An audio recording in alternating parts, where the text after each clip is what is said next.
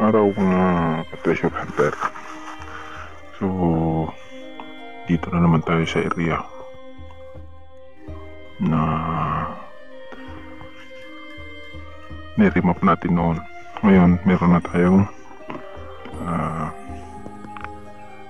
Tesla. So, ito, makikita nyo, nandito yung unang marker natin. Napanood nyo na yung may mata na natin noon video. Hindi nyo pa napanood, panoorin ninyo. Ito na yung karugtong niya. Actual scanning, yung 3D.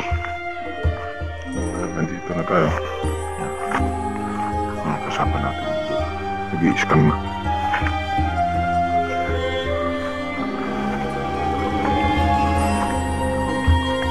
Ito yung pyramid.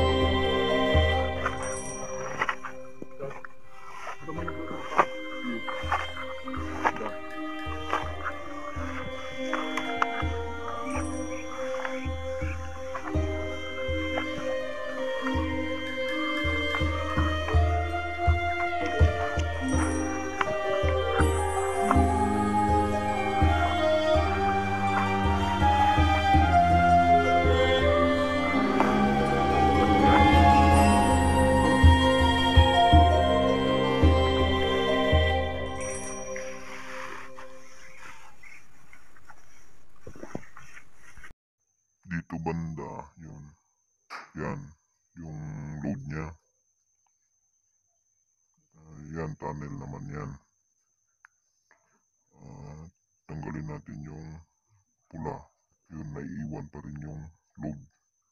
Yung kwadrado na pula. Yan.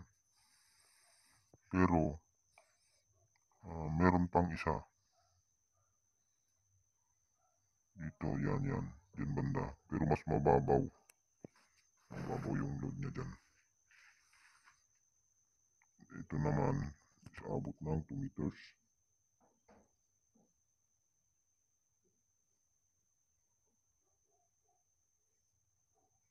Banda. Tapos yan, yung guhit na nandyan, may void space. Nasa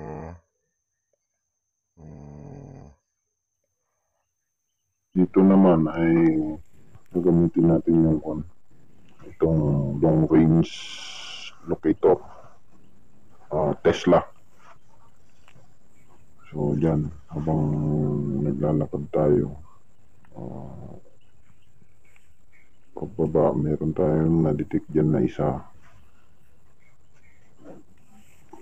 Yung load dyan is yung box. Tapos banti pa tayo dyan. Pagmasdan nyo lang ito, pababa makikita nyo yung shape ng lugar, pa-slant siya. So meron kung dyan, may bato na malaki dyan, meaning yan is borderline. At banti pa tayo dyan. May guhit itong bato na to. At may dot sa bandang kanan. Banti pa dun. Yun. Bali, yan na. Kumakapit na yung ating locator dyan banda. Dyan ang pinakamalakas na detect. At dyan na rin yung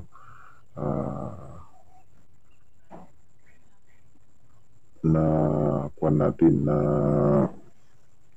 scan ng 3D imaging. Meron na dyan.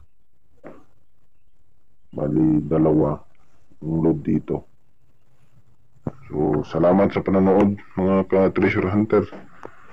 At sa mga hindi pa nag-subscribe, patuloy kayong subaybayan ang ating mga videos. At huwag na rin kalimutan pindutin yung notification bell. Maraming salamat. God bless. See you soon mga ka-treasure hunter na gustong magpa remap scanning ito ang kwan natin project. So maraming salamat mga ka-treasure hunter. Hanggang sa muli, paalam.